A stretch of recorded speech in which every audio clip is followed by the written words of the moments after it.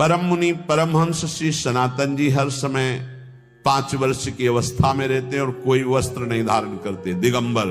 दिग माने दिशाएं, दिशाएं ही जिनकी अंबर है, अर्थात नग्न अवस्था में रहते हैं। ये वर्णन करते हैं कि एकादशी व्रत को हरितोष व्रत कहते हैं। भगवान की प्रसन्नता के लिए, हरिजू की प्रसन्नता के लिए एकादशी व्रत रहा जाता है। प्रायः समस्त वैष्णव जन रहते हैं। जो रसिक जन प्रियाजू के चरणों के अनन्य हैं, उनका एक ही व्रत है, श्यामा श्याम की 8 पहर उपासना करते हुए अपने मन वृत्ति को श्यामा श्याम में समर्पित करना। पर जो एकादशी व्रत रहते हैं परम धन्य है, वो हरितोष व्रत है। अब एकादशी व्रत का नियम क्या है और कैसे एकादशी व्रत का फल मिलता है, कई बार चर्चा हुई।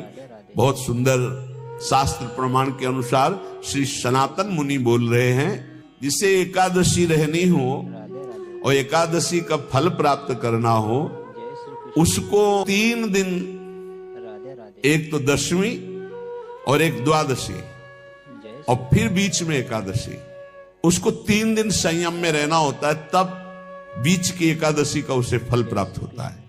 जिसे एकादशी व्रत रहना हो, उसका नियम है कि दशमी के दिन कांसे के पात्र का त्याग करें। वैष्णव सिद्धांत है कि कभी जिसमें मांस बना उस रसोई का भोजन न ग्रहण करे। मसूर की दाल, चना की दाल, कोदों और कोई भी शाक, शहद, दूसरों का अन्न, दोबारा भोजन और मैथुन, ये दशमी के दिन त्याग दे। एक बार दशमी के दिन भोजन करे 24 घंटे में, क्योंकि एकादशी रहना है।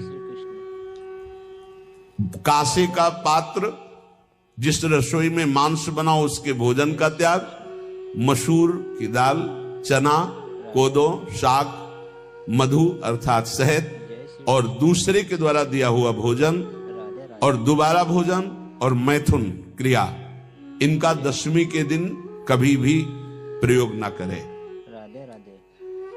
इन 10 वस्तुओं से वैष्णव दूर रहे दशमी के दिन। फिर एकादशी के व्रत में,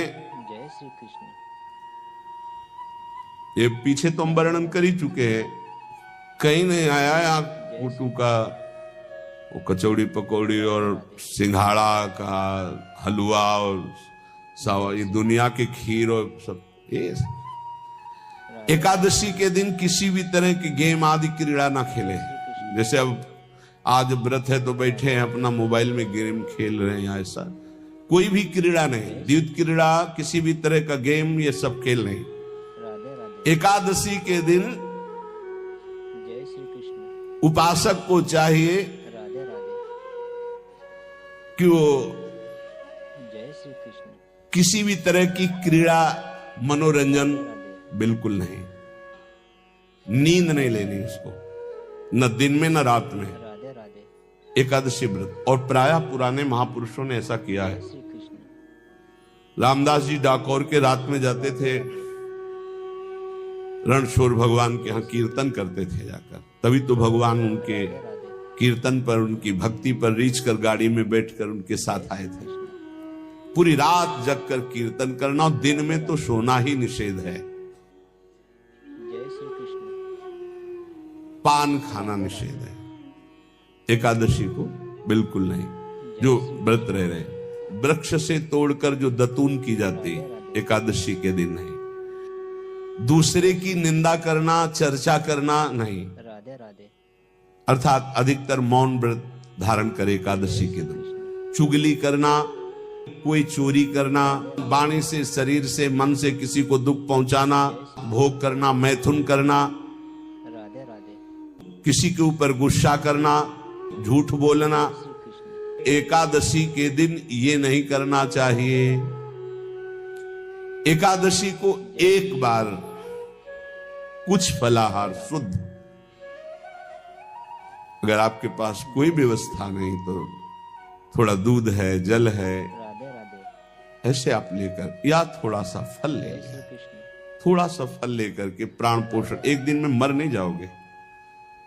कितने तो निर्जला एकादशी रहते हैं, हर एकादशी निर्जला। पूज्य श्री मथुरा दास जी निर्जला ही रहते थे हर एकादशी। चलो भैया आपकी सामर्थ्य नहीं तो जल 2-4 बार ले लो, एक बार थोड़ा सा दूध और फल ले लो, चल जाएगा काम, प्राणों का पोषण हो जाएगा। ये आचरण न करे, एक बार जय श्री कृष्ण कुछ आहार ले ले, वो भी शुद्ध भगवद अर्पित प्रसाद।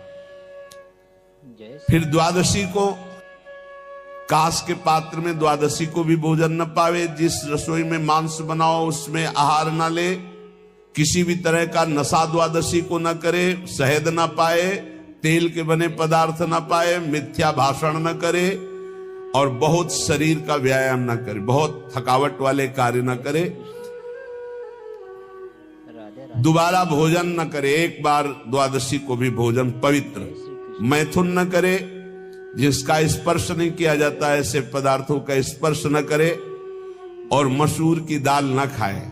द्वादशी को जो इन नियमों का पालन करता है, दशमी द्वादशी ऐसे और एकादशी ऐसे, तब उसे एकादशी व्रत का फल प्राप्त होता है। जय श्री कृष्ण। उपासक को चाहिए राधे राधे कि इन नियमों से व्रत का अनुष्ठान करे, मनमानी आचरण न करे। सबसे प्रार्थना जो एकादशी रहते हो, राधे राधे हरितोष व्रत इसे कहते हैं, भगवान की प्रसन्नता के लिए रहा जाता है, रहना चाहिए। जो अपनी आचार्य परंपरा में है, जैसे जिनका सिद्धांत है, पर रहने का सिद्धांत ये श्री सनत कुमार जी वर्णन, श्री सनक जी महाराज, ये सनत कुमार जी वर्णन की।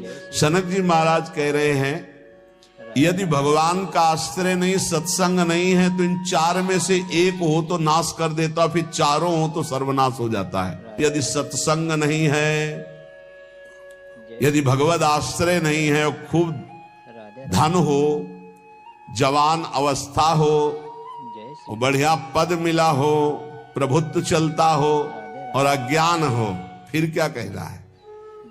बोले ये चारों जहां मौजूद होते हैं वहां सर्वनाश का खेल शुरू हो जाता है। अगर इनमें से एक हो तो सर्वनाश करने में पर्याप्त है, और अगर चारों हो तो फिर क्या कहना है? जवान हो, खूब रुपया पैसा हो, कोई पद हो, कोई अधिकार हो बड़ा, फिर और अज्ञानी हो, तो बोले एक नाश कर देगा, फिर चारों तो नाश ही कर देंगे। और अगर सत्संगी है तो ये चारों महान कार्य कर देंगे। जवान है, खूब दूसरों की सेवा, मेहनत पूर्वक धन संपत्ति कमाकर माता पिता की सेवा, परिवार की सेवा,